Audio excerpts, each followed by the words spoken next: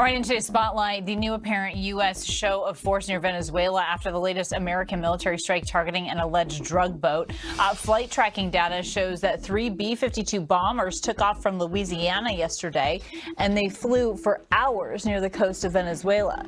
Now, tensions have been soaring between the U.S. and the country over the targeting of alleged drug boats, and now President Trump has confirmed he authorized CIA operations in Venezuela. But when asked if the agency has the authority to take out Venezuelan President Nicolas Maduro, President Trump was non-committal. Now the Venezuelan government hitting back, accusing the U.S. of a coup attempt. I want to bring back my panel here, Elizabeth, Julie, John, and Carrie. Also notable, Elizabeth, yesterday the president was asked about the next step in his war on the cartels, specifically with Venezuela. And he said, we're certainly looking at land now because we have the sea very well under control. What's your reaction to that? Look, I think we know Latin America is the main source of drugs coming into the United States. We know Latin American cartels, for example, cooperate with China. They also, for example, cooperate with Middle Eastern terrorist groups. What does that do? It just harms Americans. That makes all of this, a matter of national security. Donald Trump campaigned on both going after these cartels, as you mentioned, as well as putting a stop to the never-ending drug trafficking epidemic that's been going on in our country and killing so many Americans every single year, obviously unnecessarily.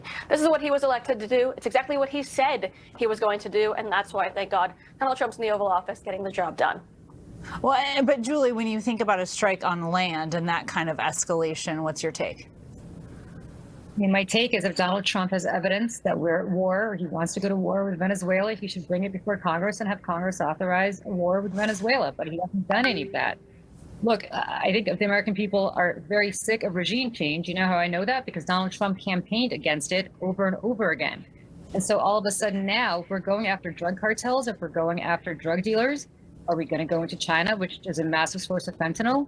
Are we going to go into Mexico? Where are we going to stop this quote unquote war on drugs? Again, if this is something that the president believes merits military intervention, he needs to bring it before the American people and have their representatives in Congress authorize it, which is how this Constitution has been set up to have government function. But that's not what's happening, which is why this is an extrajudicial operation. And this is not a road we want to go down. There are people in Afghanistan and people in Iraq who can tell you what regime change leads to, and nothing good for this country. Well, so Carrie, and I want to take you up on a couple of those things in terms of regime change. Do you think that the president is trying to force that to happen there in Venezuela with these actions? But also to Julie's point about Congress, the president was asked yesterday about the information that he's actually giving to Congress, specifically with those strikes on boats, saying that people and, members of Congress want to know who's on those boats and that they don't have that information. The only information that they have is that the president truly believes that they were full of drugs. Well, we do know that the president has the right to designate these cartels as terrorist organizations, and that does grant him with certain powers that are designated to him. There's also the fact that the United States has been consistent, even under the Biden administration, that this current regime is completely illegitimate when you look at the ballot box. And so if the left wants to claim that they care about democracy, democracy has been killed by the Maduro regime in Venezuela with their last election. That's why the opposition just won the Nobel Peace Prize, because she's been incredibly courageous and brave to stand up to this regime.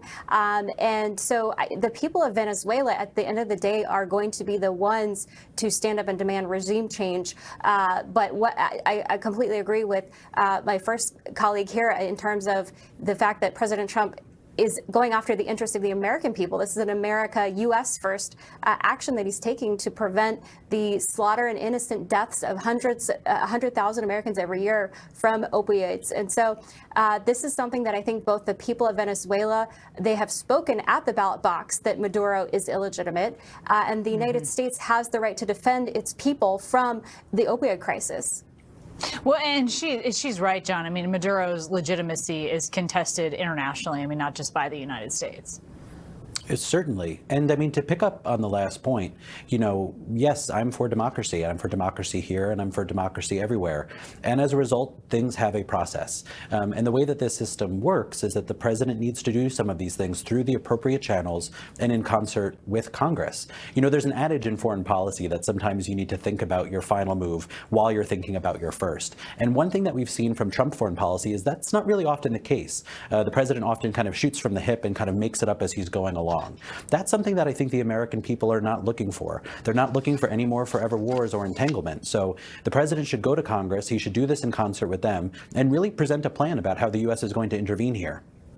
And Carrie, I do want to give you the last word. I don't want to overlook here that the president did confirm he authorized the CIA to operate inside Venezuela, essentially ahead of some of this. And that, again, he's considering at least perhaps a strike by land and that kind of escalation. What does that look like to you?